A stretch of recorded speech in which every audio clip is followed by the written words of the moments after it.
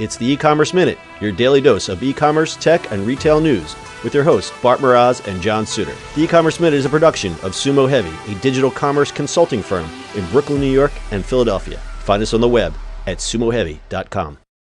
It's E-Commerce Minute for March 7th, 2018. In today's episode, Warby Parker to hit 100 stores as web retailers follow suit. Online eyeglass seller Warby Parker has big ambitions for brick-and-mortar retail. The company, founded in 2010, is looking to have nearly 100 retail locations across the U.S. this year. Warby Parker began as one of the first online-only eyeglass stores and was known for its unique hip designs and their free try-on policy, where they'd send you 5 sets of lenses to try on in the comfort of your home. The company was also one of the first to help move the trend of online moving offline, blending their online and offline businesses by opening physical retail locations in New York. Opening more retail locations allowed Warby to gain more exposure and to learn more about their customers. Currently, Warby has 64 stores in prime markets. CEO Neil Blumenthal said to CNBC that Warby has also tested pop-up shops, stores on wheels, which were decked-out school buses, and other mediums to reach customers. Blumenthal went on to say, "We think the presentation by retail experts of either online or offline is a false choice. It is really the intersection of the two, and we are trying to approach retail expansion in a very deliberate manner, where we are testing and learning." Warby joins other online merchants exploring the online moving offline model like Everlane, Harry's, Untuckit, Boll and Branch, Allbirds, and most recently Casper, which just opened its first store at 627 in New York City's NoHo neighborhood.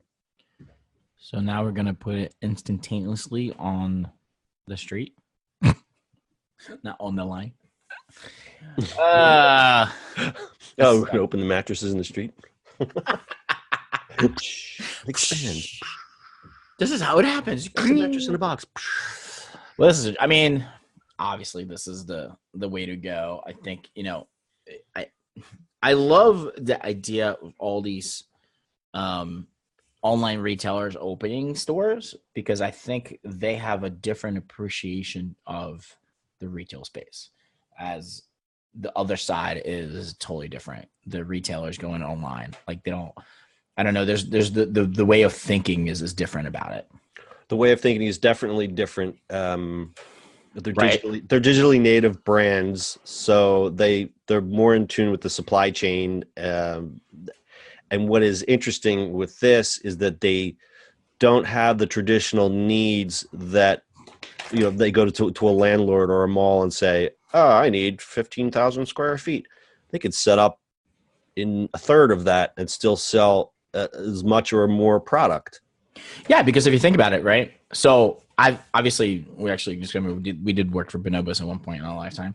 But Harry's, Bonobos, Untuckit, all these guys, you go to Bonobo store, you try the pants, they fit great. They're like, "Okay, well, how many do you want? We'll get them delivered to you tomorrow."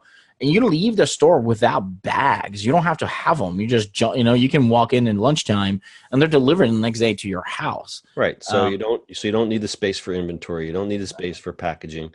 It's like when we went into the Untuckit, we tell the story all the time. The guy was giving us drinks and letting us try on shirts, and, "Okay, here's my card. Go order online. I don't care if you do or don't." It's partially a marketing play. It's an awareness play. Well, they're more like a fitting room, right? It's the same thing with Warby Parker. You go there, you're like, "Oh, great analogy. It's a fitting room," because you go, "Oh, this fits me." And the guy was like, he actually was really, really helpful. It was amazing. It was great.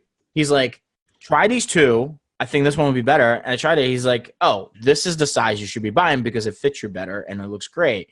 And we can order one for you right now. Look at the colors, or here's my card. You just put my code in, whatever else." We should totally do another show on customer service, but I still have that guy's card, and I'm going to order a bunch of shirts this week.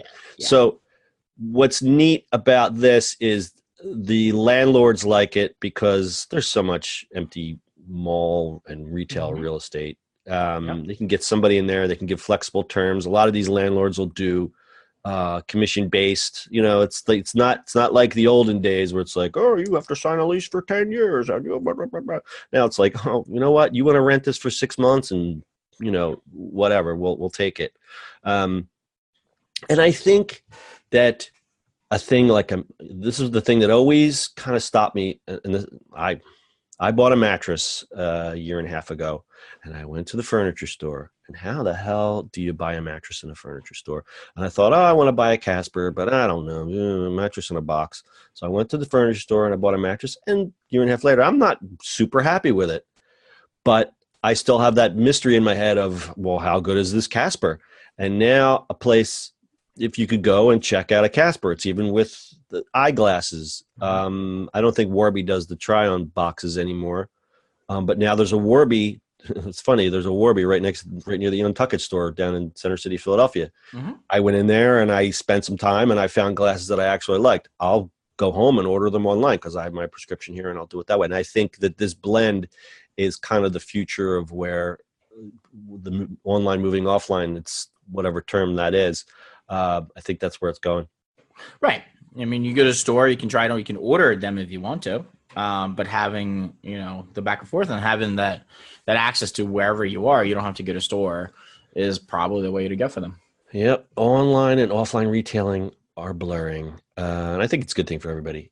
It's great for the online retailers, and obviously it's good for the people in real estate. And if people are filled, then everyone else does better. The tax base grows and there's less crime and blah, blah, blah, blah, blah. The supply chain for the day.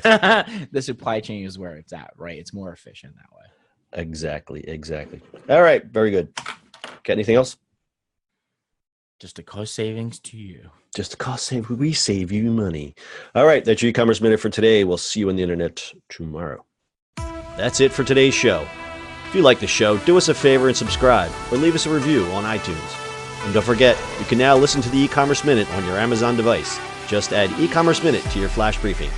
And finally, if you have a comment or suggestion, or just want to say hi, find us on social media at Sumo Heavy.